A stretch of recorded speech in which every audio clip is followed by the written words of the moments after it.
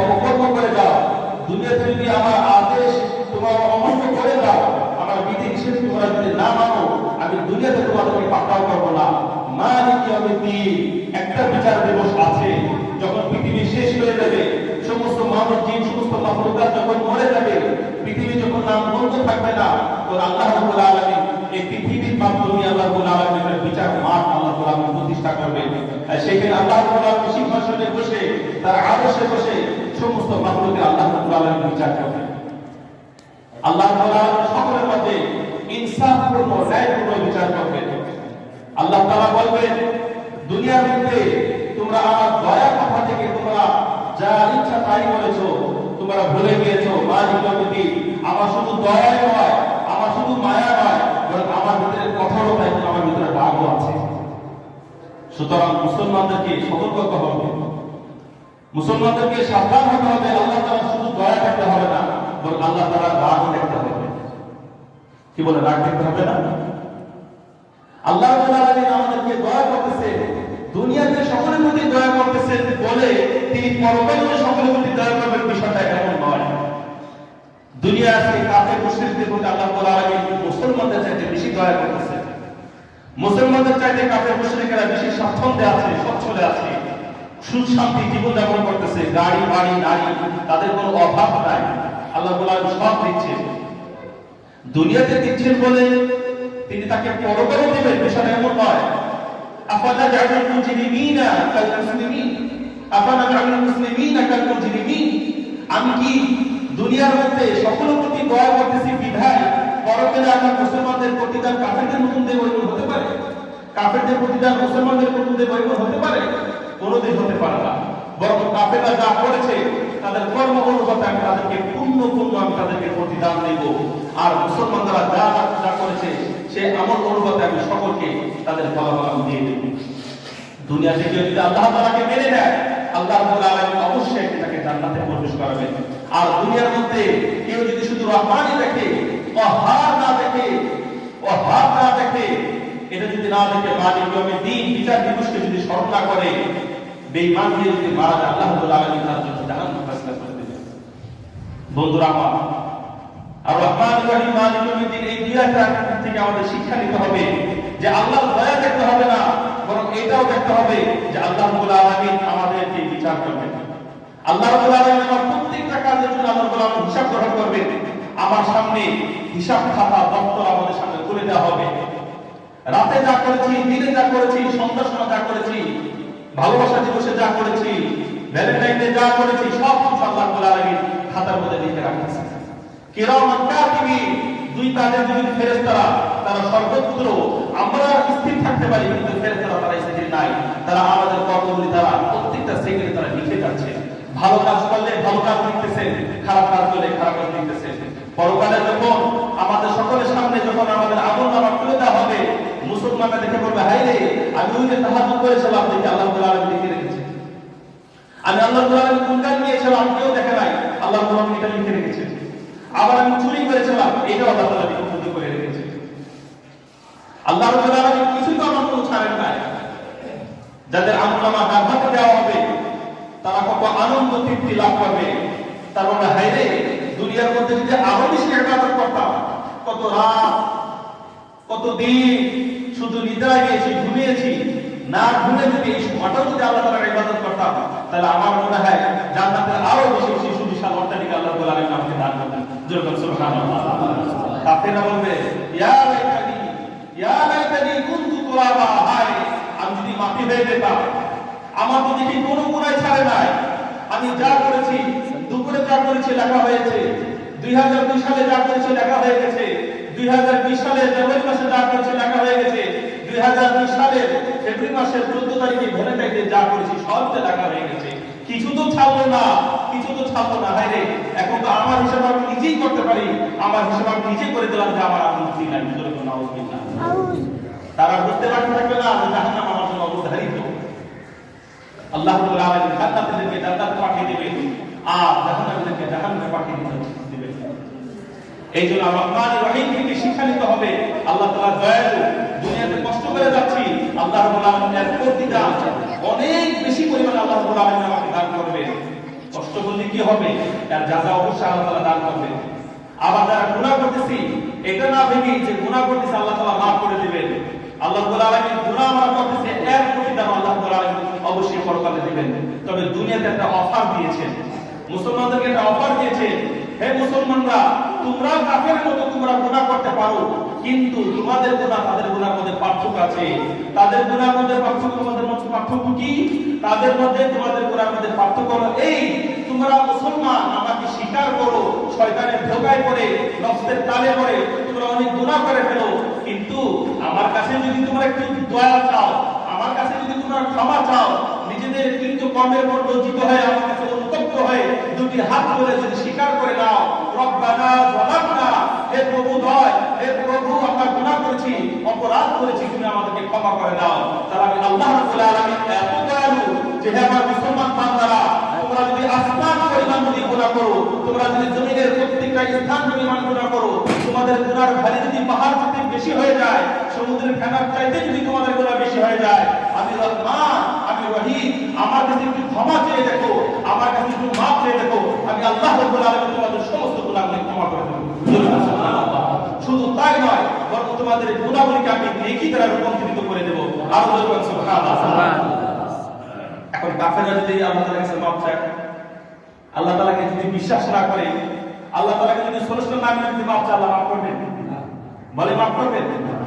তারা একই গুনাহ করতেছে, মুসলমানরা গুনাহ করতেছে, কিন্তু মুসলমানরা যদি আল্লাহ তাআলার কাছে ক্ষমা চায়, আল্লাহ তাআলা গ্যারান্টি দিয়েছেন, কুল ইয়া ইবাদিয়াল্লাযীনা আসরাফু আলা আনফুসিহিম লা তাকনাতু মির রাহমাতিল্লাহ, ও আমার বান্দারা, ও আমার আদরের বান্দারা, তোমরা যদি নিজেদের নফসের উপর জুলুম করে ফেলো, গুনাহ করো, সেটা তোমাদের প্রতি জুলুম। তোমরা গুনাহ করে ফেলেছো, শয়তানের ধোঁকায় ফেলে, থাক, সমস্যা নেই, আমাকে ক্ষমা চাও, আমার কাছে ক্ষমা চাও, আমার রহমান নামের দিকে তাকাও, লা তাকনাতু, হতাশ হয়ো না, নিরাশ হয়ো না, মির রাহমাতিল্লাহ, আমার দয়া যে কত অফুরন্ত, আমার দয়া যে কত বেশি, আমার দয়া থেকে তোমরা হতাশ হয়ো না, আমার কাছে ক্ষমা চাও, তোমাদেরকে ক্ষমা করে দেব, আল্লাহ তাআলা অবশ্যই ক্ষমা করে দেবেন। এখন কোনো মানুষ, কোনো মুসলমান যদি দুনিয়ায় গুনাহ করতে থাকে, গুনাহ করতে করতে শেষ নিঃশ্বাস পর্যন্ত যদি গুনাহ করে, তাহলে এই গুনাহ আল্লাহ তাআলা মাফ করবেন? বলেন মাফ করবেন? কারণ আল্লাহ রাব্বুল আলামিন একটা অফার দান করেছিলেন, সেটা হচ্ছে তওবা করা। আল্লাহ রাব্বুল আলামিন একটা তওবা, আমাদেরকে একটা অফার করেছিলেন, সেটা হচ্ছে তওবা করা। এই অফার যারা গ্রহণ করেছে, তারা দুনিয়া থেকে পাক পবিত্র, ধুয়ে মুছে পরিষ্কার আয়নার মতো তারা সচ্ছলে কবরে গিয়েছে।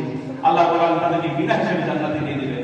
আর যারা দুনিয়ার মধ্যে যারা এই অফারটা গ্রহণ করে নাই, শুধু গুনাহ করে গেছে কাফেরদের মতো, আমি তাদেরকেও জান্নাতে দেব, কারণ তারা আমাকে আল্লাহ বলে মেনে নিয়েছে, তারা তো রব্বুল আলামিন বলে মেনে নিয়েছে, আমি অবশ্যই তাদেরকে জান্নাত দেব।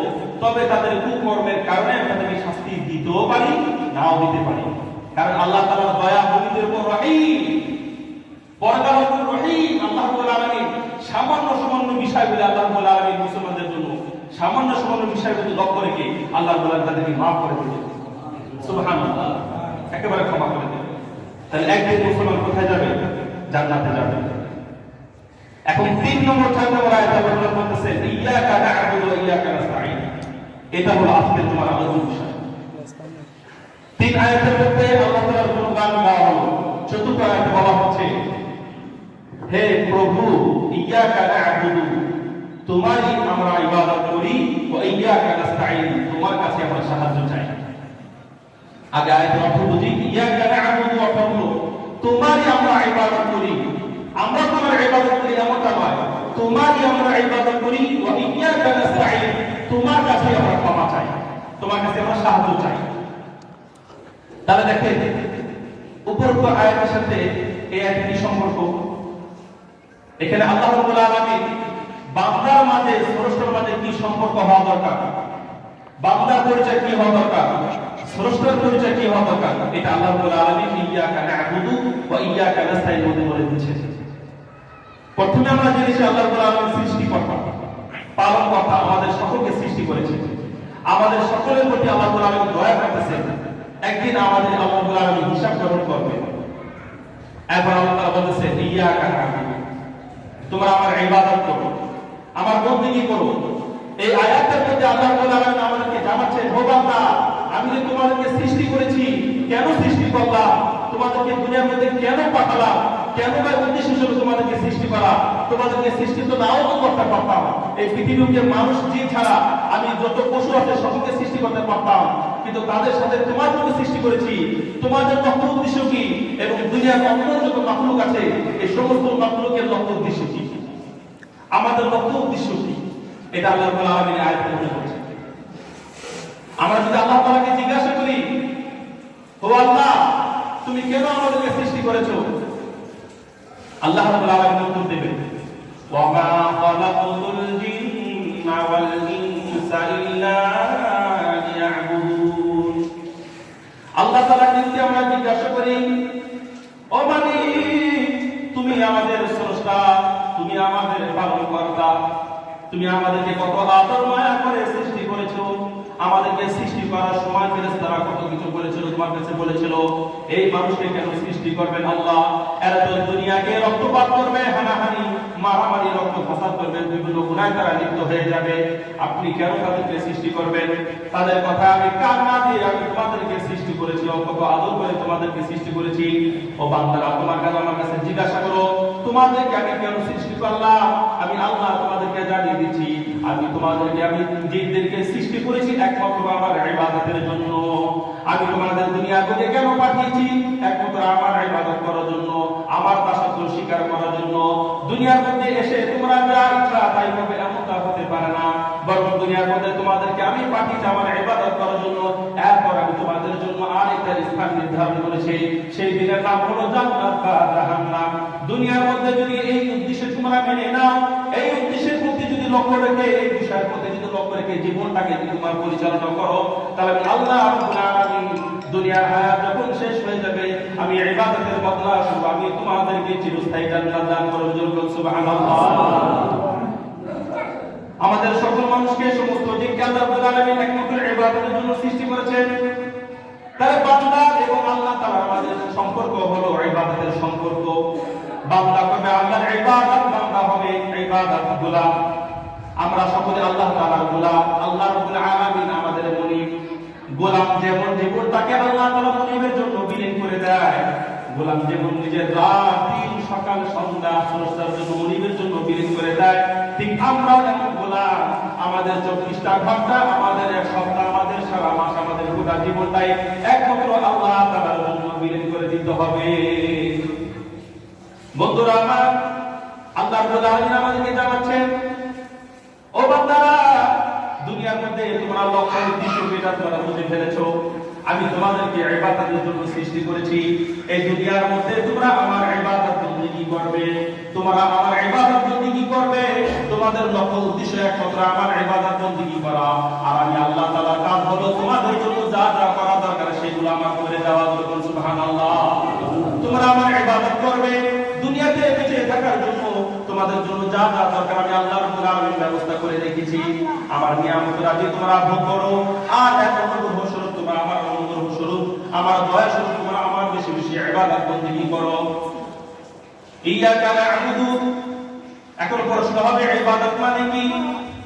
আমরা মনে করি নামাজ পড়া ইবাদত, হজ করা ইবাদত, রমজান মাসে রোজা রাখা ইবাদত, কুরবানি করা ইবাদত। আমার বন্ধুরা, শুধু নামাজ পড়া ইবাদত নয়, শুধু হজ করা ইবাদত নয়, রমজান মাস আসলে এক মাস রোজা রাখলে শুধু ইবাদত এর মধ্যে ক্ষান্ত নয়, বরং মুমিনের গোটা জীবন, মুমিন যতদিন বেঁচে থাকবে ততদিন সারা জীবনটাই তার জন্য ইবাদত আর ইবাদত হয়ে যাবে। মুমিন যদি হাসি দেয় এটাও তার জন্য ইবাদত, মুমিন যদি আল্লাহ তাআলার জন্য কান্না করে এটাও তার জন্য ইবাদত, মুমিন যদি অসুস্থ হয়ে যায় আর সুস্থতার জন্য আল্লাহ তাআলার কাছে দোয়া করে এটাও তার জন্য ইবাদত। মুমিন বান্দা যখন ঘুমায় ঘুমও তার জন্য ইবাদত। মুমিন বান্দা যখন ঘুম থেকে জাগ্রত হয়, ঘুম থেকে জাগ্রত হওয়া তার জন্য ইবাদত। মুমিন যখন পান করে তার জন্য ইবাদত। মুমিন যখন আহার করে আহার করা তার জন্য ইবাদত। মুমিন যখন ব্যবসা বাণিজ্য করে সুন্নাত তরিকা আল্লাহ তাআলা সন্তুষ্টির জন্য করে এটাও তার জন্য ইবাদত। মুমিন যদি রিকশা চালায়, গাড়ি চালায়, টেম্পো চালায়, যা কিছু চালায় এটাও তার জন্য ইবাদত।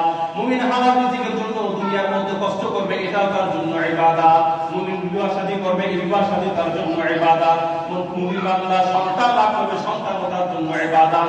সন্তানদেরকে দিনী শিক্ষা দেবে, এটা তার জন্য ইবাদত। সন্তানকে যদি ডাক্তার, ইঞ্জিনিয়ার, তাকে বিভিন্ন শিক্ষায় যদি শিক্ষিত করে, লক্ষ্য উদ্দেশ্য যদি থাকে মানুষের সেবা করার জন্য, আল্লাহ তাআলার সন্তুষ্টি লাভের জন্য, এই ডাক্তার হওয়া, ইঞ্জিনিয়ার হওয়া তার জন্য ইবাদত। মুমিন বান্দা যদি রাজমিস্ত্রি কাজ করে, কাঠমিস্ত্রি কাজ করে, এই কাজটা তার জন্য হয়ে যাবে ইবাদত। যদি হালাল পন্থায় করে, ব্যবসা তার জন্য হালাল পন্থায় যদি করে, এই ব্যবসা তার জন্য ইবাদত হয়ে যাবে।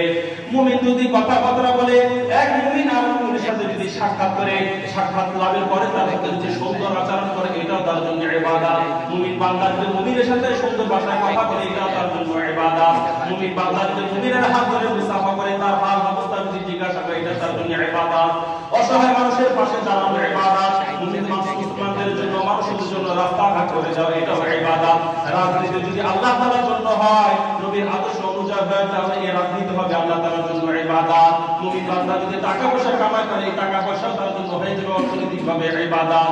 ও আল্লাহর বান্দারা, শুধু নামাজ পড়া ইবাদত নয়, শুধু রমজান মাসে রোজা রাখা ইবাদত নয়, শুধু হজ করা ইবাদত নয়, বরং মুমিন প্রত্যেকটা কাজ, মুমিন গোটা জীবন যদি আল্লাহ তাআলার বিধান অনুসারে, আল্লাহ তাআলার আইন এবং কানুন অনুসারে যদি জীবনটাকে পরিচালনা করে, নবী পাক সাল্লাল্লাহু আলাইহি সাল্লামের সুন্নাত মোতাবেক যদি পরিচালনা করে, তাহলে মুমিনের সব পুরো জীবনটাই তার জন্য ইবাদত আর ইবাদত হয়ে যাবে। যেরকম সুবহানাল্লাহ।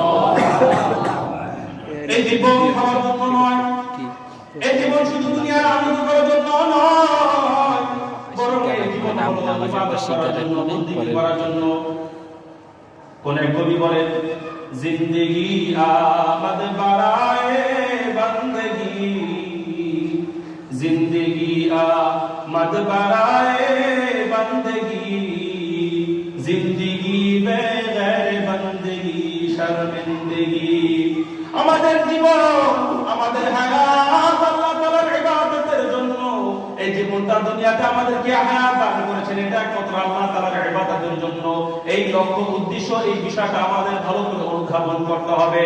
আমাদের জীবন যদি ইবাদত ছাড়া হয়ে যায়, আমাদের জীবনটা যদি বন্দেগী ছাড়া হয়ে যায়, তাহলে পরকালে আমাদের লজ্জা ছাড়া কিছু থাকবে না। আমাদের যদি পরকালে সুখ শান্তিতে থাকতে হয়, জান্নাত যদি লাভ করতে হয়, তাহলে আল্লাহ তাআলার ইবাদত আমাদের জন্য বাধ্যতামূলক। কারণ আমাদেরকে সৃষ্টি করা হয়েছে একমাত্র আল্লাহ তাআলার ইবাদতের জন্য।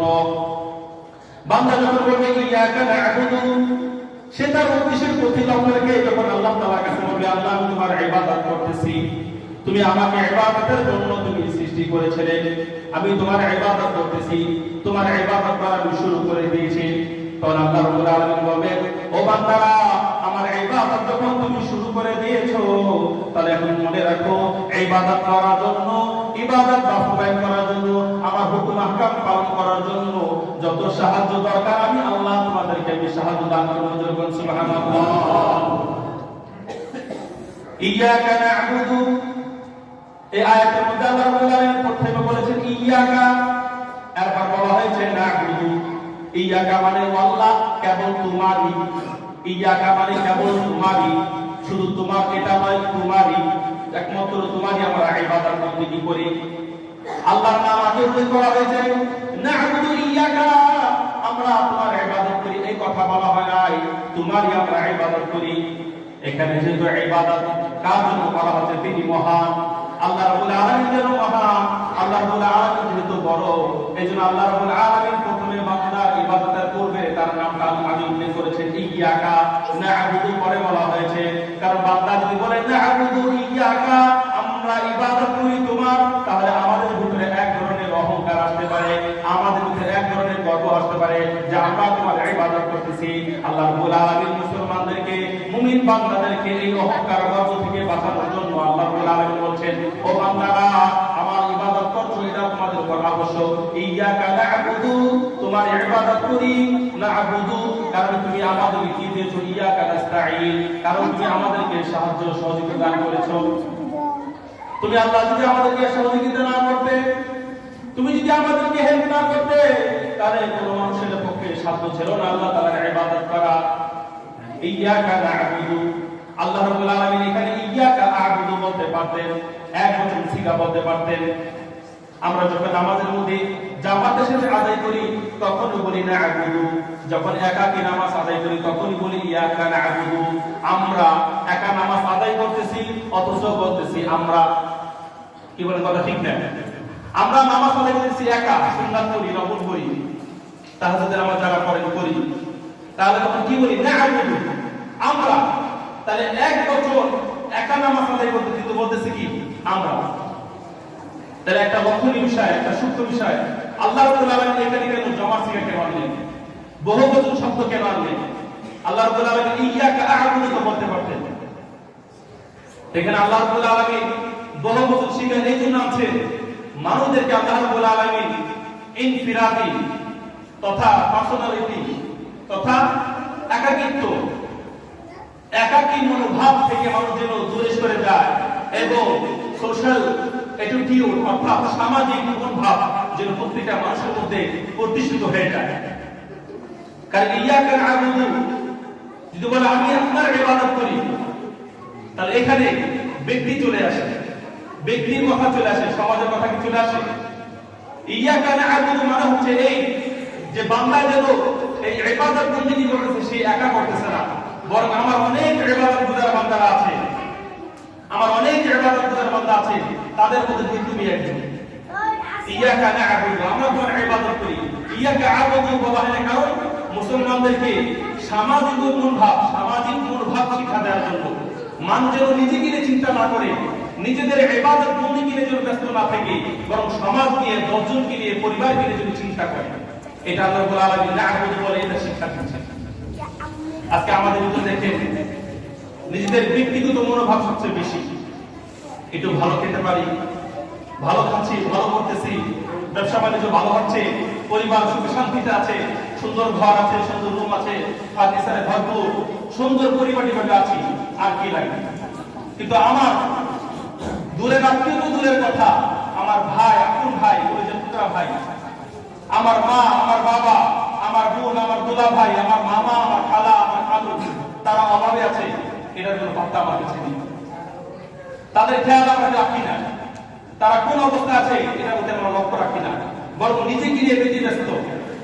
আল্লাহ রাব্বুল আলামিন বলেছেন ইয়াকা না'বুদু, এখানে তুমি নিজেকে নিয়ে শুধু চিন্তা করো না, পার্সোনালিটি নিয়ে তোমরা চিন্তা করো না, বরং সোশ্যাল অ্যাটিটিউড, সামাজিক মনোভাব তোমরা রাখো। নিজে ইবাদত বন্দেগী করতেছো, নিজে ইবাদত বন্দেগী করলে হবে না, বরং তোমার আশপাশে যারা আছে তাদেরকে ইবাদত করার জন্য তাদেরকে উদ্দীপনা দেওয়া, সাহায্য দেওয়া। তুমি ইবাদত বন্দেগী করতেছো, তোমার পরিবারের সদস্যরা তারা নামাজ পড়ে না, সুতরাং তুমি একা নামাজ পড়লে হবে না, তাদেরকে শরীক করাতে হবে। তুমি নামাজ আদায় করতেছো, বাড়িওয়ালা ভাড়াটিয়া নামাজ পড়তেছে না, এটা হতে পারে না। তুমি একা কি চিন্তা করতে পারবে না, বরং তুমি নামাজ পড়বে, সাথে করে তোমার ভাড়াটিয়া যারা আছে তাদেরকে তুমি মসজিদে আনবে। এটা আমরা শিক্ষা পাচ্ছি কোথা থেকে? ইয়াকা না'বুদু। বরং ইবাদত নিজের ক্ষেত্রে যদি বলি তাহলে একটা অহংকার, গর্ব চলে আসতে পারে। এইজন্য আল্লাহ তাআলা যখন বলবেন না'বুদু আমরা ইবাদত করি, তাহলে বুঝতে হবে যে আমাদের সকলকে নিয়ে আমরা কি আল্লাহ তাআলার ইবাদত করতে হবে। এখানে আল্লাহ রাব্বুল আলামিন অহংকার থেকে বাঁচার শিক্ষা দিচ্ছেন। আবার এখানে না'বুদু বলে আল্লাহ রাব্বুল আলামিন আমাদেরকে জামাতের সাথে নামাজ আদায় করার গুরুত্ব বোঝাচ্ছেন, যে হে বান্দারা একাকী নামাজ আদায় করা চাইতে তোমরা যখন দলবদ্ধ হয়ে জামাতের সাথে যখন নামাজ আদায় করো, তখন তোমার একা নামাজ চাইতে জামাতের সাথে নামাজ আমার কাছে সবচেয়ে বেশি প্রিয় হয়। সুবহানাল্লাহ। কারণ এই জামাতের সাথে ফেরেশতারা শরীক হয়, এই নামাজে জিনরা শরীক হয়। আর একাকী যখন নামাজ আদায় করি, যদি ফরজ নামাজ হয় আর যদি কোনো ওযর না থাকে, তাহলে এই নামাজ আল্লাহ তাআলা দরবারে কবুল হয় না। নবী পাক সাল্লাল্লাহু আলাইহি ওয়াসাল্লাম বলেছেন, যদি কারো ভয় বা আত্মরোগে যদি আক্রান্ত না থাকে, এই অবস্থায় এই কারণ যদি ওযর না থাকে, আর সে যদি একা নামাজ আদায় করে, তাহলে তার নামাজ আল্লাহ তাআলার কাছে কবুল হয় না। সহিহ হাদিসের প্রমাণ। যারা ঘরে একা নামাজ আদায় করে, আমার মনে হয় তাদের ঘরবাড়ি সব জ্বালিয়ে পুড়িয়ে ছাই করে দিবে। কার কথা এটা? রাসূল পাক সাল্লাল্লাহু আলাইহি ওয়াসাল্লামের কথা। এজন্য আল্লাহ রাব্বুল আলামিন না'বুদু বলতে বোঝাচ্ছেন জামাতের সাথে নামাজ আদায় করো, দলবদ্ধ হয়ে তোমরা নামাজ আদায় করো। না'বুদু এটা বাংলার উত্তর, আমরা আল্লাহ তাআলার উত্তর দিচ্ছি, আমরা তোমার ইবাদত করি। কারণ আল্লাহ রাব্বুল আলামিন বলেছেন ইয়া আইয়ুহান নাসু উবুদু রাব্বাকুমুল্লাযী খালাকাকুম। আল্লাহ রাব্বুল আলামিন বলেছেন, বহু বচন শিক্ষা ব্যবহার করেছেন, হে মানুষ সকল, উবুদু তুমি ইবাদত করো। এটা বলেন না, বলেছেন উবুদু তোমরা সকলে ইবাদত করো, রাব্বাকুম তোমাদের আল্লাহ তাআলার ইবাদত করো। এখন নিশ্চিতভাবে একমাত্র আল্লাহ তাআলার ইবাদত করো, এটা আল্লাহ তাআলা শিক্ষা দিচ্ছেন। ইবাদত মানে হলো আল্লাহ রাব্বুল আলামিন যত আদেশ নিষেধ আছে সেগুলোকে বিনয়ের সাথে নিজেকে প্রতিপন্ন করে আল্লাহ তাআলার আনুগত্য করা, নিজের জীবনের গোটা বিভাগে একমাত্র আল্লাহ রাব্বুল আলামিনের আইন মেনে চলা, এটা নাম হলো ইবাদত।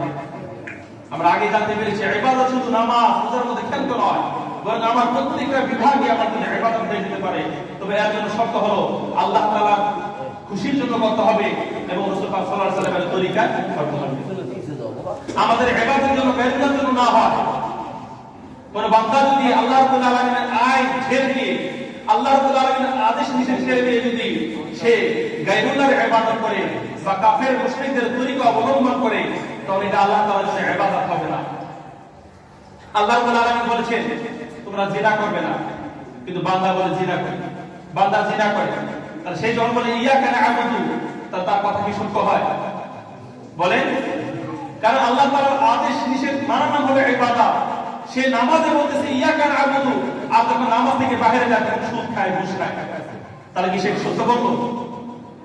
বান্দা বলতেছে ইয়াকা না'বুদু, আমরা তোমার ইবাদত করি, এরপর সন্তান লাভের জন্য, ব্যবসা বাণিজ্য ভালো হওয়ার জন্য মাজারে গিয়ে জিয়ারত করে, তাহলে কি সে সত্য বলল? কথা বলেন ভাই, সত্য বলল? সত্য বলল।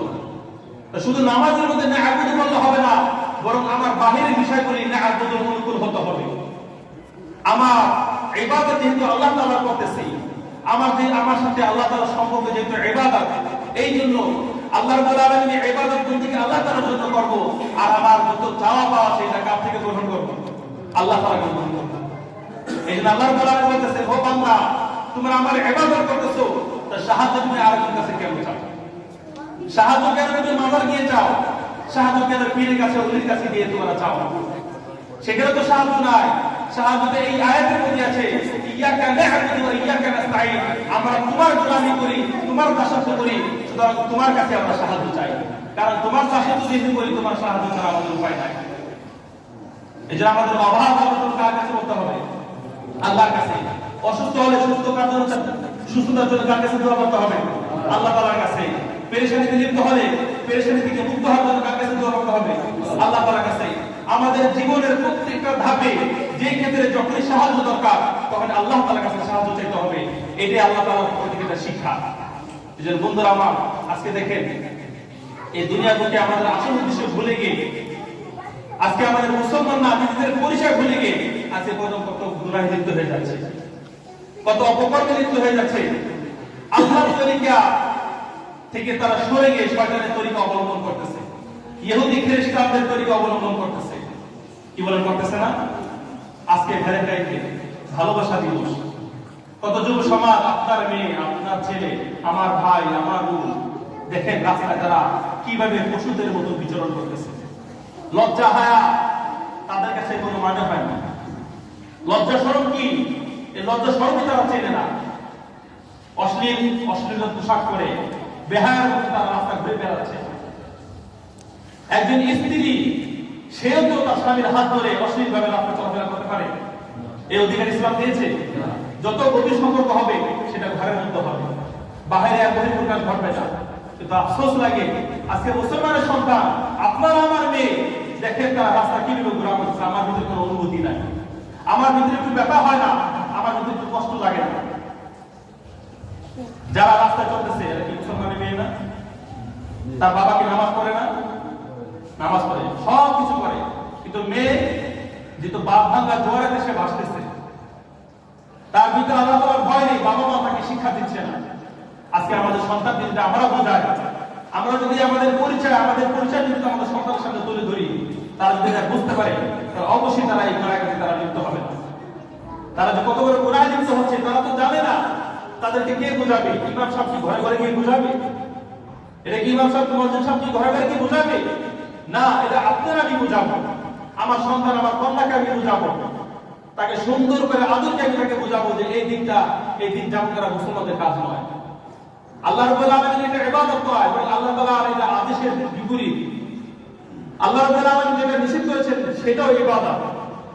তার আল্লাহ রাব্বুল আলামিন বলেছেন ভালোবাসা হলো একমাত্র মুমিনদের প্রকৃত ভালোবাসা থাকে কার জন্য? আল্লাহ তাআলার জন্য। এরপর রাসূলদের জন্য, এরপর মা বাবার জন্য, এরপর হচ্ছে স্বামী আর স্ত্রী, এরপর তাদের ঔরসে সন্তানের জন্য। এই হলো প্রকৃত ভালোবাসা।